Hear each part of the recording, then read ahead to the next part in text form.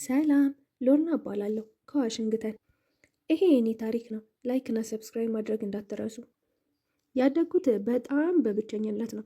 ከልጅነቴ ጀምሮ በጣም ብቸኛ ነበርኩኝ። ምክንያቱም እናቴ ሁል ቀንም ቢሆን በጣም በስራ ቢዚ ነበረች። ሁል ጊዜም ቢሆን ልደቴን እንደዘነጋችው ነበረ። ቃል የገባችልኝን ሰርፕራይዞች በሙሉ ሁል ጊዜ እንደረሳቻቸው ነበረ። የገባችልኝን ቃልም ባስታወስኳት ቁጥር ሁል ጊዜ የምታቀርበው ምክንያት በጣም ቢዚ እንደሆነች እና የሚቀጥለው ሳምንት እንደምታደርግልኝ እየነግራ ታባብለኝ ነበረ። እናቴ በጣም የትልቅ ሬስቶራንት ሼፍ ነበረች። እናም በምታበስልበት ወቅት እሷን እየሄዱ መጎብኘት በጣም ነበረ የሚያስደስተኝ። አንድ ቀን በጣም የምወደውን ምግብ እያበሰለች እኔም በጉጉት እየተመለከትኳት ነበረ። ነገር ግን እሷ ምንም አይነት እቃ እንዳልነካ አስጠንቅቃኝ ወደ ውጭ ወጣች። ልክ እንደወጣች ጠብቂም በጣም ምግቡ አጓጉቶኝ ስለነበረ መቅመስ ፈለግኩኝ። እናም በማንኪያ ጭልፍ አድርጌ አንድ ከጠጣው በኋላ ልደግም ወደ ታች ሳረገው ማንኪያውን ብሬስ የወልቁ ድስቱ ውስጥ ገባ። በጣም ነበር የደነገጥኩት። ወዲያውኑም እናቴ መጣችብኝ። እዛ ድስት አጠገብ ስላየችኝ እየነካካው መስሏት እየተቆጣች ነበር ወደ እኔ የመጣችው። ብሬሴን ፈልጌ የማወጣበት ሰዓት ጭራሽ አላገኘውም ነበረ። ከዛም እሷ በሳህን ሾርባውን መቅዳት ጀመረች። እናም በጣም ወሳኝ እንግዳ እንዳለባትና ድጋሚ እንዳረብሻት አስጠንቅቃኝ ምግቡን ይዛ ወደ እንግዶቿ ሄደች። ልክ ስትወጣ ጠብቄ እንደገና እየሮጥኩኝ ወደ ድስቱ ሄጂ ብሬሴ መፈለግ ጀመርኩ። ነገር ግን ከሰዓታት በኋላ ተመልሳ እየሮጠች እያለቀሰች ወደ ውስጥ ገባ። ወደ እኔ መጥታ ነግሬሽ ነበር እያለች ጮኸችብኝ። ነግሬሽ ነበረ፣ ወሳኝ እንግዳ እየጠበቀኝ እንደሆነ ነግሬሽ ነበር። ይሄ አንቺ ብሬስ ሳህናቸው ውስጥ ምን ይሰራል ብላ ጮኸችብኝ። በጣም ተቆጣችኝ። ይቅርታ እንድታደርግልኝ ተማጸንኳት። ነገር ግን ጭራሽ ልትሰማኝ አልፈለገችም ነበረ። ወደ ህይወቷ ከመጣሁበት ሰዓት ጀምሮ ህይወቷን በሙሉ እያመሰቃቀልኩት እንደሆነ ነገረችኝ። በጣም ነበረ ልቤ የተሰበረው እንደዛ ስትናገረኝ። ከዛ ሰዓት ጀምሮ በጣም ለረዥም ሰዓታት አኮርፋኝ ነበር። እኔም ያለማቋረጥ ይቅርታ እየጠየኳት ነበረ። ነገር ግን እሷ ጭራሽ ይቅርታ ልታደርግልኝ አልቻለችም ነበረ። ከዛ ጊዜ ጀምሮ እናቴ በጣም ድብርት ውስጥ ገባች። እናም አማራጭ ስላልነበረን አካባቢያችንን ለቀን ወደ አያቴ ጋር ወደ ትንሽየዋ ከተማ ለቀን ሄድን። አያት እንዳለኝ እንኳን ጭራሽ አላውቅም ነበረ። ነገር ግን ወደ ቤቷ ስንገባ አያቴ በጣም ነበር ደስ ያላት ስታይኝ። መጣ ዘላም ተጠመጠመችብኝ። እኔም አያት እንዳለኝ ስለማላውቅ ነበረ ሰዓት በጣም ነበር የተደሰትኩት። እናቴ ግን በገባችበት ድብርት ምክንያት እናቷን እንኳን ሰላም ለማለት የሚሆን ትዕግስት አልነበራትም። እቃዎቿን ይዛ ክፍሏን ፍለጋ ወደ ላይ ሄደች። አያቴ በጣም የሚያማምሩ ነገሮችን ሰርታ ጠረጴዛውን ሞላችሁ። ሳያቸው በጣም ነበር የተደሰትኩት። ሁሉንም ለመብላት እያሰብኩኝ ነበረ። እናም እኔም በሁኔታዎቹ በጣም ደስተኛ ነበርኩኝ። ነገር ግን እናቴ አሁንም ቢሆን በጣም መጥፎ ስሜት ውስጥ እንዳልሆነች ነበረ። እናም አያቴ ጋር ስታወራ እየሰማኋት ነበረ። ማንም ሰው ወደዚህ ከተማ እንደመጣች እንዲያውቅባት እንደማትፈልግ ለእናቷ እያስጠነቀቀቻት ነበረ። ነገር ግን አያቴ ያ በጣም ከባድ ነገር እንደሆነ ነገረቻት። ምክንያቱም ከተማዋ በጣም ጠባብ ስለሆነች አንድ ሰው እንኳን ካየሽ ማውራቱ አይቀርም አለቻት። እናቴም እዚህ የምትቆየው በጣም ለትንሽ ጊዜ እንደሆነና ስራ ስታገኝ ተመልሳ ወደ ከተማዋ እንደምትመለስ ነግራ ለማንም እንዳትናገር አስጠነቀቀቻት አያቴ። ነገር ግን እኔ የአያቴ ቤት ተመችቶኝ ስለነበረ የአያቴ ቤት በጣም ጥሩ ነው፣ ለብዙ ጊዜያት እዚህ ብንቆይ ጥሩ ነው አልኳት። ነገር ግን እናቴ ጭራሽ ንግግሬን አልሰማችኝም ነበረ። ባልሰማ ጥላኝ ሄደች። አያቴም ምንም አትጨነቂ፣ እስከፈለግሽው ጊዜ ድረስ እዚህ መቆየት ትችያለሽ ብላኝ፣ አሁን በጣም ስለመሸ ወደ መኝታሽ መሄድ አለብሽ፣ ነገ በጠዋት ክላስ አለብሽ አለችኝ። እኔም በጣም ጓጉቼ ነበረ ወደ አዲሱ ትምህርት ቤት ለመሄድ። ከዛም ወደ አዲሱ ትምህርት ቤት በጠዋት አያቴ ነበረች ይዛኝ ሄደች። እናቴ እስከዛ ሰዓት ድረስ ተኝታ ነበረ። እኔም ልክ ወደ ክላስ በሚሄድበት በመንገዴ ላይ አንድ ልጅ ከሎከሩ ላይ ተንጠልጥሎ ተመለከትኩት። እሱም ሰላም አለኝና በመጀመሪያ ከዛ ወደ ታች እንዳወርደው ጠየቀኝ። ከዛ ምን ግራ ገብቶኝ እንዴት እንደዛ ልትሰቀል ቻልክ ብዬ ጠየቅኩት። ከዛ እሱም በጣም ተንኮለኛ የሆነ የእንጀራ ወንድም እንዳለውና እሱ እንደሆነ የሰቀለው ነገረኝ። ከኔ ቁመት አንጻር የተንጠለጠለበት በጣም ረዥም ቢሆንም ነገር ግን እንዴትም ታግዬ እንዲወርድ ረዳሁት። ከዛም ስቤ መሬቱ ላይ ሁለታችንም አብረን ወደቅን። ከዛም እሱ ስላወረድኩት አመሰገነኝና ከዚህ በፊት አይቶኝ እንደማያውቅ ሲነግረኝ እኔም አዲስ ተማሪ እንደሆንኩኝና ሎልና እንደምባል ነገርኩት። ከዛም በድንገት ቦርሳዬ ውስጥ የሆነ ሽታ መምጣት ጀመረ። እሱም አፍንጫውን ይዞ ምን አይነት ሽታ እንደሆነ ከቦርሳዬ የሚመጣው ጠየቀኝ። እኔም ግራ በመጋባት የምን ሽታ ነው ብዬ ለመመርመር እየሞከርኩኝ ነበረ። ከዛም ወዲያው ቦርሳዬን አውርጄ ከፍቼ ቦርሳዬን ስመለከተው አያቴ ያደረውን ምግብ ቋጥራልኝ ነበረ። እሱ ነበር እንደዛ እየሸተተ የነበረው። እናም ልጁ ልክ ነበረ። የምግቡ ሽታ ልክ አልነበረም። በጣም ያስጠላ ሽታ ነበረው። ከዛም ልጁ ወዲያውኑ እየሮጠ ጥሎኝ ሄደ። ስሙን እንኳን አልነገረኝም ነበር። ከዛም ልክ ወደ ክላሴ ስገባ ክላሴ ውስጥ ቁጭ ብሎ አየሁት የቀድሙን ልጅ። ከዛም ወዲያው እንደተመለከተኝ በጣም በጩኸት ድምፅ ተመልከቷት፣ ያቺ ቦርሳዋ ውስጥ በጣም የሚሸት ምግብ ይዛለች ብሎ ሁሉም ሰው ፊት አጋፈጠኝ። ማመን አልቻልኩም ነበረ።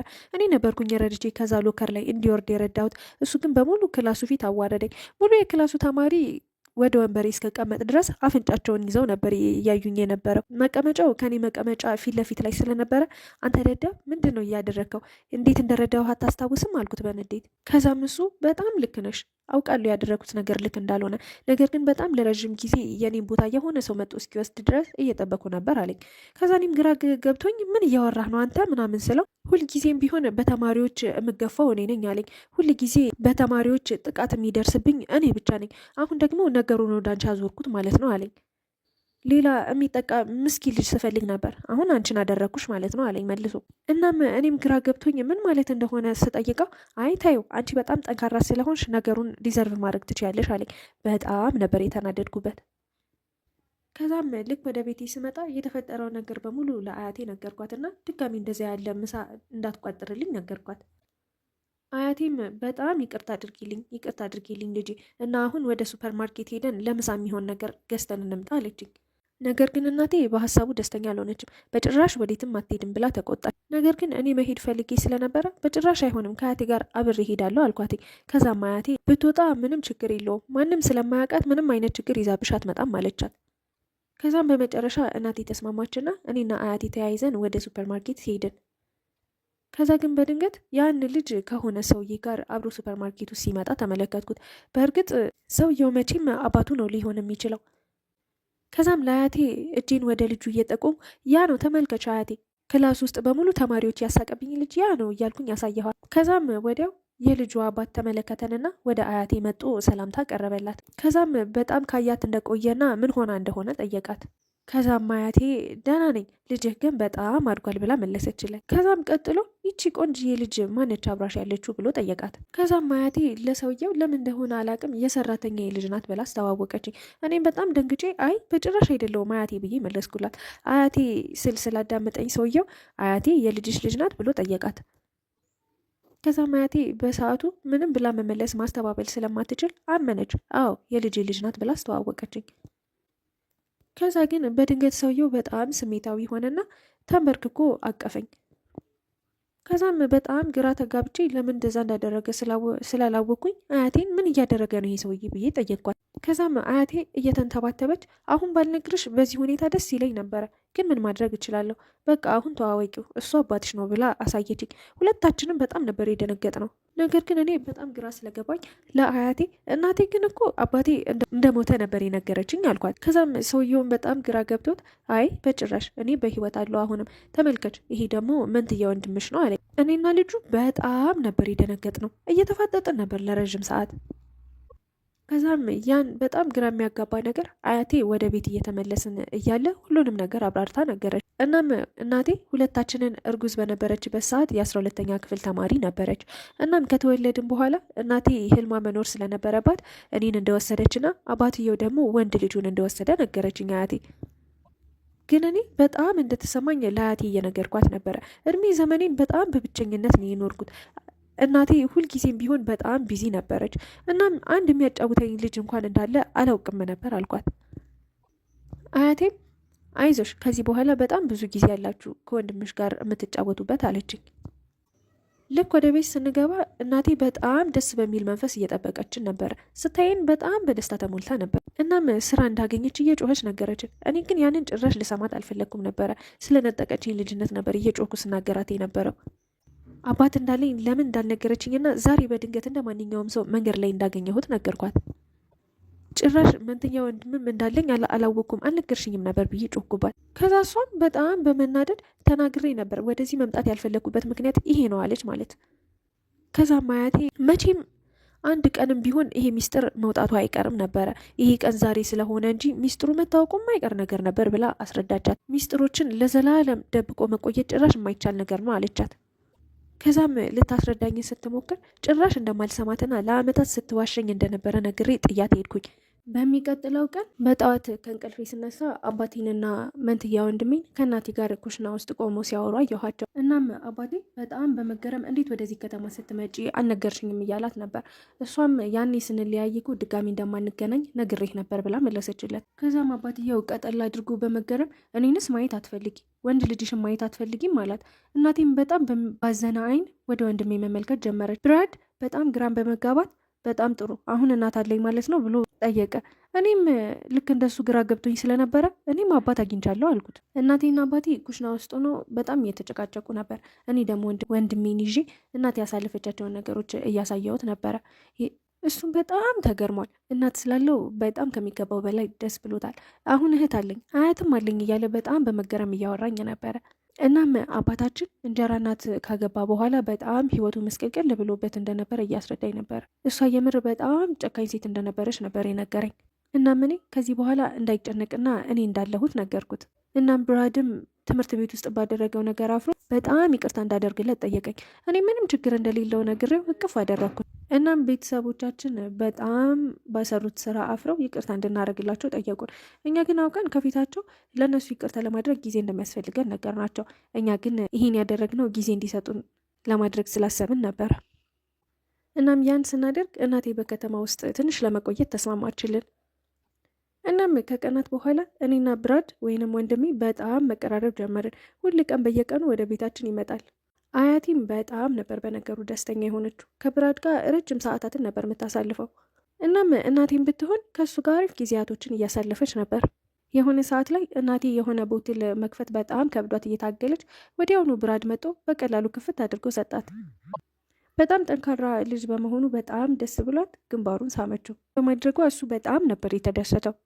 የሆነ ቀን ትምህርት ቤት ውስጥ ቁጭ ብለን ምሳ እየበላን ባለንበት ሰዓት የብራድ እንጀራ ወንድም ወደኛ መጥቶ የእብድ ስራዎችን መስራት ጀመረ። አንድ ቀን አባታችን ልጆቹን ሰብስቦ እራት መጋበዝ ፈለገና የሆነ ሬስቶራንት ወሰደን። ከዛም ከሁለቱ ወንዶች መሀል ለመቀመጥ መቀመጫዬን ስቤ ልቀመጥ ስል የብራድ እንጀራ ወንድም ወንበሩን ስቦ መሬት ላይ ጣለኝ።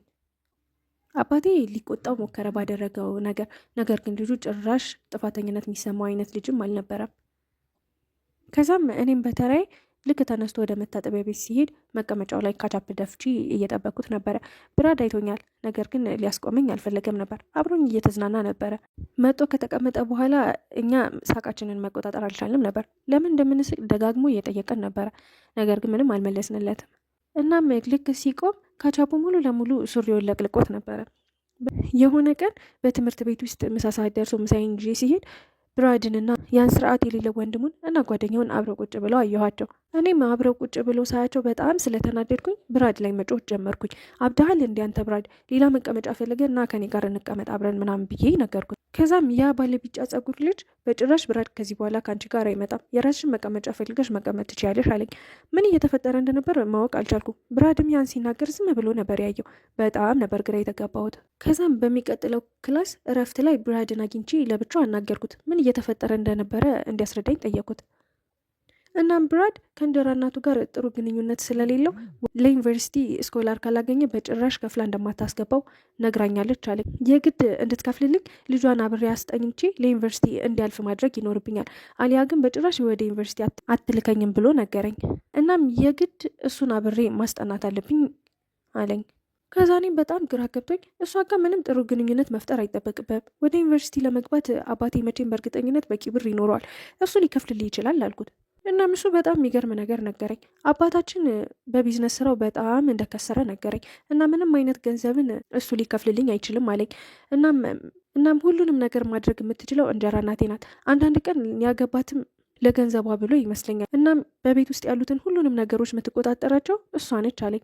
አባቴም በእሷ ቁጥጥር ስር ነው፣ ስለዚህ የግድ እሷ ያለችኝን መቀበል ይኖርብኛል አለኝ። ከዛም ያን ካለኝ በኋላ ብቻዬን ጥሎኝ ሄደ።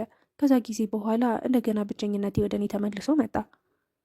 እናቴን ለማናገር በሞከርኩ ሰዓትም እንደገና እሷም ስራ አግኝታ ስለነበረ በጣም ቢዚ እንደሆነች ነው እየነገረችኝ የነበረው። ፈጣሪ ይመስገን አያቴ ግን ነበረች። ነገር ግን አያቴ ሰሞኑን ጭራሽ ደህና አልነበረችም። በጣም የማስታወስ ችግር እያጠቃት ነበር። እናም አንድ ቀን ከትምህርት ቤት ወደ ቤቴ ስመለስ አያቴ በጣም በሚያስደነግጥ ሁኔታ ማን እንደሆንኩኝ ትጠይቀኝ ጀመር። ማን እንደሆንኩኝ ደጋግማ እየጠየቀችኝ ነበር። ጭራሽ ልታስታውሰኝ አልቻለችም ነበር። እኔ ምን ማድረግ እንዳለብኝ በዛ ሰዓት ግራ ገብቶኝ ነበረ። ከዛም ግን ፖሊስ ጠርቼ ከማስያዜ በፊት ውጪ ልኝ ከቤቴ ብላ አስወጣችኝ። ልነግራት ላስታውሳት ሞከርኩ፣ ግን ጭራሽ ልታዳምጠኝ አልቻለችም ነበር። ከቤቱ አስወጣችኝ። እናም እናቴ እስክትመጣ ድረስ ውጭ ላይ ቁጭ ብዬ እየጠበቅኩኝ ነበር። በሚቀጥለው ቀን አያቴን ወደ ሆስፒታል ወሰድናት። እናም ዶክተሮቹ የማስታወስ ችግር እንዳለባት ነገሩን። ያን ስሰማ በጣም ነበር ያዘንኩት። እናም ለእናቴ እንዳዘንኩ እየነገርኳት ነበረ። አንድ ያለችኝ ላውራት የምትችለው ብቸኛ ሰው አያቴ ነበረች። እሷም ታመመች አልኳት። ከዛም እናቴ በጣም ባዘነ አይን እያየችኝ እኔን ማናገር ትችያለሽ አለችኝ። ነገር ግን እኔ ሁል ቀን ቤት ውስጥ እንደማትገኝና በጣም ቢዚ እንደሆነች ነገርኳት። ከዛ ጊዜ በኋላ እናቴ ቤት ውስጥ ጊዜ ማሳለፍ ጀመረች። እናም አያቴን አብረን በስነ ስርዓት እየተንከባከብናት ነበረ። እናም እናቴ እንደዚህ አለችኝ፣ እኔ እናንተን ስወልድ በጣም ትንሽዬ ልጅ ነበርኩኝ እና በዛ ሰዓት በጣም ብዙ ህልሞች ስለነበሩኝ እነሱን ያላሳካው ይመስለኝ ስለነበረ ነው ጊዜ እየሰጠዋሽ ያልነበረው። ከዚህ በኋላ ግን ቤተሰብ በጣም አስፈላጊ ነገር እንደሆነ ተረድቻለሁ። እናም ሁሌም አብሬሽ እሆናለሁ። ይህንን ለማሰብና ለመገንዘብ በጣም ስለቆየው ይቅርታ አድርጊልኝ አለችኝ።